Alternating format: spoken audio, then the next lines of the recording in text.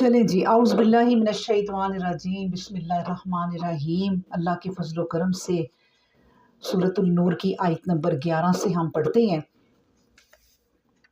ان الذین جاؤوا بالافک عصبۃ منکم،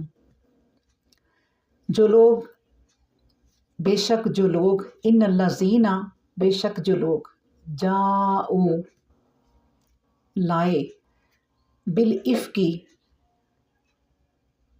ایک بہتان، عصبۃ منکم ان میں سے ایک گروہ، یعنی جو لوگ یہ بہت بڑا طوفان باندھ لائے نا، یہ بھی تم میں سے ہی ایک گروہ تھا۔ عصبۃ منکم، یہ تم لوگوں میں سے ایک گروہ تھا۔ لا تحسبوہ شرا لکم، تم اسے لا تحسبوہ، تم اسے سمجھے، تم اسے یہ نہ سمجھنا، یعنی تم نے اس کو برا نہ سمجھا۔ لا تحسبوہ، تم نے اس کو سمجھا شرن برا لکم تمہارے لیے، تم نے سوچا کہ یہ کوئی بری بات نہیں ہے۔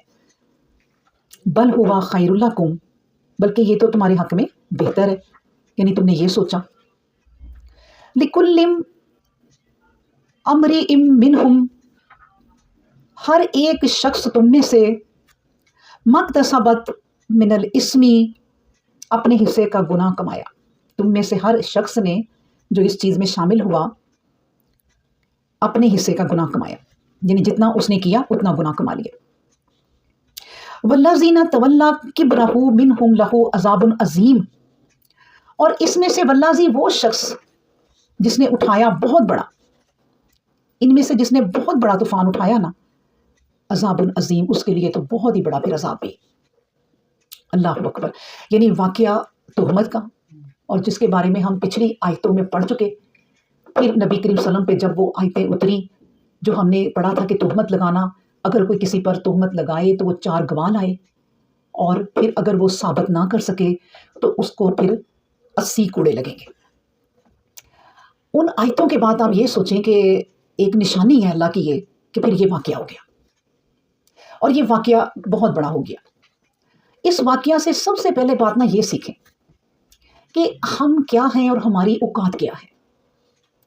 جو امہات المومنین، پوری دنیا کی ماں، جن کے ساتھ کسی کا بھی نکاح حرام ہے اور وہ ہماری ماں ہے، اس پر تہمت لگاتے ہوئے بھی لوگوں نے نہیں سوچا۔ اب یہ سوچیں تو پھر ہم کیا چیز ہیں؟ ہمیں اپنی زندگی کیسے گزارنی چاہیے، کتنی احتیاط سے گزارنی چاہیے، لوگوں کی باتیں جو فضول ہیں انہیں کس طرح اگنور کرنا چاہیے، یہ ہمیں سیکھنا چاہیے۔ ہم لوگوں کو چیخیں، پکاریں، غصہ کریں، یہ سوچ لیں کہ انہوں نے تو ہماری ماں کو بھی نہیں چھوڑا تھا، جو سب کی ماں تھی، نبی کریم صلی اللہ علیہ وآلہ وسلم کی زوجہ مبارک اور ان کی لاڈلی بیوی۔ موقع ملا تو ان کو بھی نہ چھوڑا۔ پہلی بات تو یہ کہ اس دنیا میں رہنا کوئی اتنا آسان نہیں ہے، ہمیں خود اپنے آپ کو بچا کے اور بڑے دھیان سے رکھنا پڑے گا، کیونکہ یہ اللہ نے ہمیں سبق دیا۔ وہ ایک عام عورت نہیں تھی، آپ سوچیں، جن پر بات کر کے یہاں پر کسی سیاستدان پہ بات کرو نا پیٹھ پیچھے تو آپ کر لیں گے، لیکن اگر اس کے سامنے کوئی الزام لگا تو وہ تو آپ کو چھوڑے گا ہی نہیں۔ لیکن چونکہ اس وقت قرآن بھی اتر رہا تھا اور ہمارے نبی کریم صلی اللہ علیہ وسلم حیات تھے، انہوں نے تو فیصلے چاہے اپنا ہو چاہے غیر ہو صحیح طریقے سے کرنے تھے، انصاف کے ساتھ چلنا تھا۔ یہ نہیں کہ میری اپنی بیوی پر بات آئی تو ملک چھوڑ کے باہر چلے جاؤ اور جو ہوتا ہے ہوتا رہے۔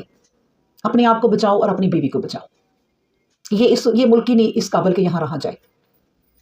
نہیں، وہیں رہتے ہوئے انہوں نے اس تمام حالات کو فیس کیا اور ہمیں بتایا کہ زندگی کو فیس کرنا سیکھو۔ حالات جب ایسے ہو جائیں تو بھاگنا نہیں، اللہ پہ توکل رکھنی ہے، اور اللہ پھر اس کا فیصلہ کرتا ہے۔ دیر سویر ہو لیکن اللہ تعالیٰ پھر کرتا ہے۔